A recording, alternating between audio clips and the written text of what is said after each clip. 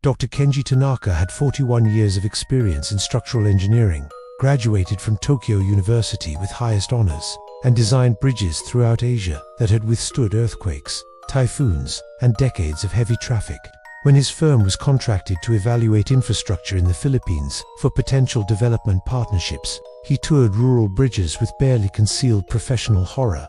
In a remote barangay in Ifugao province, he encountered a suspension footbridge made almost entirely of bamboo and rattan spanning a deep gorge, swaying visibly in the wind, looking like it had been built with materials from the surrounding forest. The bridge was maintained by local communities using indigenous construction techniques passed down for generations. Kenji watched villagers cross it daily, carrying heavy loads, seemingly unconcerned by the bridge's movement. He turned to his Filipino liaison, an engineer named Ricardo Santos from the Department of Public Works. "Mr. Santos, this structure is completely inadequate. It has no steel reinforcement, no concrete foundation, no engineering calculations. The suspension system uses twisted rattan instead of cables. The deck flexes dangerously under load. This is a disaster waiting to happen. Modern bridge engineering exists for a reason, to prevent catastrophic failures." Ricardo, who had studied traditional Filipino construction methods alongside his civil engineering degree, tried to explain. "Engineer Tanaka, this bridge has stood for over 50 years. The community rebuilt it using techniques from their ancestors. Bamboo and rattan are actually quite strong when properly prepared and used." Kenji interrupted with the impatience of an expert who'd seen too many infrastructure failures in developing countries. "Mr. Santos, I respect cultural traditions, but engineering is not about tradition. It's about physics, material science, structural calculations. Bamboo is organic material. It degrades, weakens with moisture, cannot handle the stress loads that steel and concrete can. This bridge may have survived through luck, but it is fundamentally unstable and dangerous." He continued his assessment, taking photos to document what he considered structural deficiencies. "Look at these connections lashed together with rattan cordage instead of proper bolts. The foundation anchors are just large stones and compacted earth instead of concrete pylons. The suspension system has no redundancy or safety factors. By any modern engineering standard, this bridge is unsafe. It should be demolished and replaced with a proper concrete and steel structure." What Kenji didn't understand was that the bamboo bridge represented sophisticated engineering adapted to local conditions over centuries of trial, error, and accumulated knowledge. The Ifugao people had been building bridges in these mountains since before Spanish colonization. They'd learned through generations which bamboo species had the right combination of strength and flexibility, how to harvest and treat it so it resisted insects and decay, how to engineer suspension systems using rattan that could flex with wind and load without failing, how to design structures that moved with natural forces rather than rigidly resisting them. The bridge looked primitive to Kenji because it didn't match his mental model of what bridges should be, but it was actually precisely engineered for its environment, using materials and techniques that had proven successful for hundreds of years. Ricardo tried once more to explain the engineering principles. "The flexibility you call a weakness is actually intentional. In earthquakes and strong winds, rigid structures fail because they can't absorb energy. This bridge flexes, dissipates energy through movement, returns to position. The bamboo and rattan connections have natural give that prevents catastrophic stress concentration." Kenji waved dismissively. "That's not engineering, that's rationalization. Proper seismic design uses calculated flexibility in steel and concrete, not accidental flexibility from weak materials. I've designed earthquake-resistant bridges throughout Japan and Southeast Asia. I know what real seismic engineering looks like. This is not it." The conversation was cut short by an urgent call. A typhoon was approaching, and Kenji's team needed to return to Manila. Before leaving, Kenji filed his report, recommending that the bamboo bridge be replaced immediately with a modern concrete suspension bridge designed to proper engineering standards. The estimated cost was 8 million pesos, money the remote barangay didn't have, and the government wasn't likely to allocate. The bamboo bridge would remain dangerous in Kenji's professional opinion, a testament to either rural poverty or stubborn adherence to outdated traditions. 6 months later, Kenji returned to the Philippines for a follow-up infrastructure assessment. His itinerary included revisiting several locations from his initial survey, including Ifugao province. But when his team prepared to drive to the remote barangay with the bamboo bridge, they received troubling news. A magnitude 7.1 earthquake had struck the region 3 weeks earlier, major seismic event that had caused significant damage throughout the province. Landslides, collapsed buildings, infrastructure damage. Kenji's heart sank. The bamboo bridge he'd condemned as unstable would certainly have been destroyed, and if anyone had been crossing it during the earthquake, the drive took longer than expected. Roads damaged by the quake required detours. When they finally approached the gorge where the bamboo bridge stood, Kenji steeled himself to see the disaster he'd predicted. The vehicle rounded the final curve, and the bridge came into view. Kenji's mouth fell open. The bamboo bridge was still standing, not damaged and partially collapsed, not hanging at dangerous angles, standing, functional, with villagers crossing it as if nothing had happened.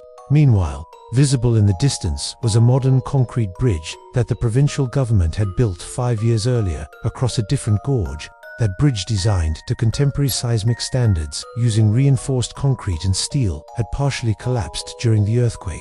Its rigid deck fractured, one support pillar severely damaged. Kenji got out of the vehicle and walked slowly to the bamboo bridge, his mind trying to reconcile what he was seeing with what his 41 years of engineering experience told him should have happened. Ricardo met him at the bridge entrance. Engineer Tanaka, as you can see, the bridge survived. Kenji could only stare. How? A magnitude 7.1 earthquake, and a bamboo suspension bridge with no steel reinforcement, no concrete foundation, and connections using plant fiber is still standing while the modern concrete bridge collapsed. This violates everything I know about structural engineering and seismic resistance. Ricardo gestured for Kenji to follow him onto the bridge. Let me show you what you couldn't see before. As they walked out onto the deck, Ricardo pointed out details Kenji had dismissed as primitive. The bamboo species they use, Kawaii teak, has a specific fiber structure that gives it exceptional tensile strength while remaining flexible. Each bamboo pole is harvested at the right age, treated to resist decay, and tested before use. The elders know by the sound when tapped which poles are strong enough. He showed Kenji the connections. These rattan lashings you called inadequate, they're engineered to be the failure points. In extreme stress, the lashing fails before the structural elements do, preventing catastrophic damage. It's like a fuse in an electrical system. The connections can be easily relashed after a stress event, rather than requiring complete structural replacement, like a welded steel connection that fails. Ricardo walked to the suspension system. The main suspension cables are woven from thousands of rattan strips. He said they lack the strength of steel cables. But in the earthquake, these cables absorbed and dissipated seismic energy through their organic structure. Steel cables transmit force rigidly. When that force exceeds design limits, they snap catastrophically. These rattan cables stretched, absorbed energy, then returned to shape. They're not weaker than steel, they're different from steel, with properties that are actually advantageous in seismic events. Most importantly, Ricardo showed Kenji the foundation system. You said the stone and earth foundations were inadequate compared to concrete pylons. But these foundations can move slightly with ground motion. Concrete pylons are rigid. They either withstand the force or they crack and fail, like the modern bridge over there. These traditional foundations shifted during the earthquake, dissipating energy through controlled movement, then settled back into stability. It's not luck, Engineer Tanaka. It's sophisticated engineering that looks primitive because it doesn't match the European and Japanese engineering paradigms you were trained in. Kenji walked the length of the bridge slowly, examining everything with new eyes. Every detail he'd dismissed as inadequate craftsmanship now revealed itself as intentional engineering. The flexibility he'd called weakness was design seismic resilience. The organic materials he'd considered inferior had properties that served the structure better than modern alternatives in this specific application. The traditional techniques he'd labeled as outdated were actually solutions to problems that modern engineering sometimes created. At the far end of the bridge, village elders were making minor repairs, relashing a few connections that had loosened during the earthquake, exactly as the system was designed to allow. Through Ricardo's translation, Kenji spoke with the elders about the bridge. They explained how their ancestors had learned over generations which construction methods survived earthquakes and typhoons, how they'd developed testing methods to ensure material quality, how they maintained the bridge through regular inspection and repair, rather than building rigid structures meant to last without maintenance. One elder, through Ricardo's translation, said something that stayed with Kenji. We do not try to make structures that fight the mountain and the earth. We make structures that move with them, that bend but do not break. Your concrete and steel tries to be stronger than nature. Our bamboo and rattan tries to be wiser than nature. Kenji returned to Manila in a state of professional crisis. He'd spent 4 decades believing that modern materials and engineering methods represented the pinnacle of structural design. The traditional techniques were inferior approaches that persisted only due to poverty or ignorance. But he'd just seen incontrovertible evidence that challenged his entire framework of primitive bridge surviving a major earthquake that had damaged or destroyed modern structures designed according to the latest seismic codes. He reviewed his knowledge of earthquake engineering and realized something uncomfortable. Modern seismic design was getting better at building rigid structures that could withstand specific calculated forces, but traditional designs had achieved something different: flexibility that could handle unpredictable forces through adaptation rather than resistance. Over the next month, Kenji did something that took courage and humility. He requested permission to study traditional Filipino bridge construction methods. He spent weeks in Ifugao, living in the barangay, learning from the elders who maintained the bamboo bridge. He studied how they selected and prepared materials, how they designed connection systems with intentional failure points, how they engineered flexibility into every component, how they planned for maintenance rather than assuming permanence. He brought traditional knowledge together with his modern engineering training, trying to understand the principles that made these seemingly primitive structures so resilient. When he returned to Tokyo, Kenji did something that shocked his colleagues. He published a paper titled "Seismic Resilience in Indigenous Philippine Bridge Construction: What Modern Engineering Can Learn from Bamboo Suspension Bridges." He detailed the Ifugao bridge design, explained how its engineering principles were sophisticated despite appearing simple, and argued that modern engineering's focus on rigid strength was sometimes inferior to traditional engineering's focus on flexible resilience. The paper was controversial. Colleagues accused him of romanticizing primitive construction, but seismic engineers who'd seen too many earthquake-proof buildings fail in unexpected ways read his paper with growing interest. Within 2 years, researchers from universities in Japan, the US, and Europe were traveling to the Philippines to study traditional bamboo bridge construction. The principles of design flexibility, intentional failure points, energy dissipation through material properties rather than masses became subjects of serious engineering research. Some modern bridges began incorporating lessons from indigenous design, not using bamboo but applying the engineering principles to modern materials. The idea that structures should be designed to flex and adapt, rather than rigidly resist, became more prominent in seismic engineering theory. Kenji returned to the Philippines regularly, now working with Ricardo to document traditional engineering knowledge before it was lost to modernization.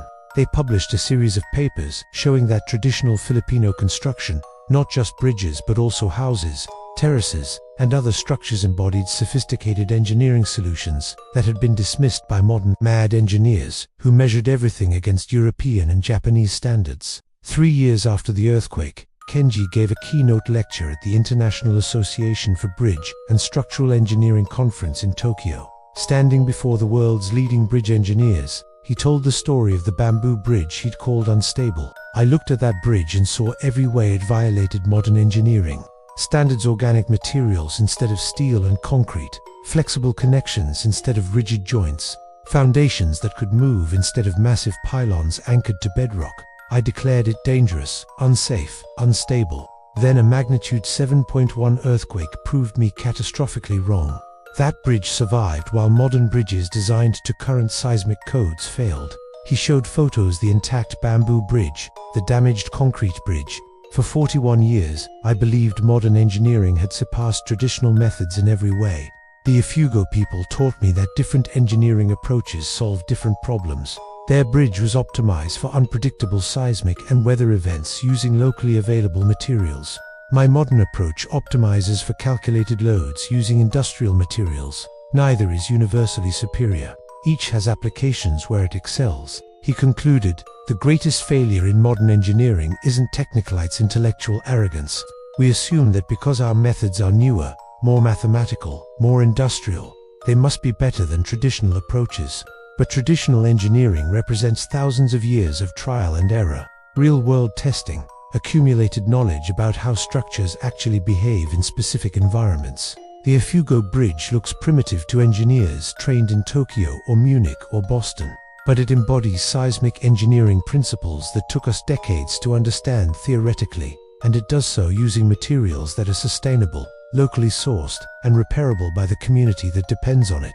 That's not primitive. That's sophisticated in ways we're only beginning to appreciate. Today, the bamboo bridge still stands, now studied by engineering students from around the world. The Philippine government, which had planned to replace it with a modern structure, instead designated it as a national cultural treasure and engineering heritage site. Kenji established a foundation supporting documentation and preservation of traditional engineering knowledge in Southeast Asia before modernization erases it. And in his Tokyo office, Kenji keeps a piece of the bamboo from the bridge given to him by the elders with a plaque below reading, "From the unstable bridge that survived when modern engineering failed," teaching me that sometimes the most sophisticated engineering looks the simplest, and that true engineering excellence isn't about imposing our solutions on every problem, it's about understanding which solution fits which context, even when that solution looks nothing like what our textbooks taught us to expect. The Japanese engineer who called the Filipino bridge unstable now teaches that engineering hubris is assuming your way is the only right way, and that some of the world's best earthquake engineering was developed centuries before seismology existed, by people building with bamboo who couldn't afford to be wrong because their lives depended on getting it right.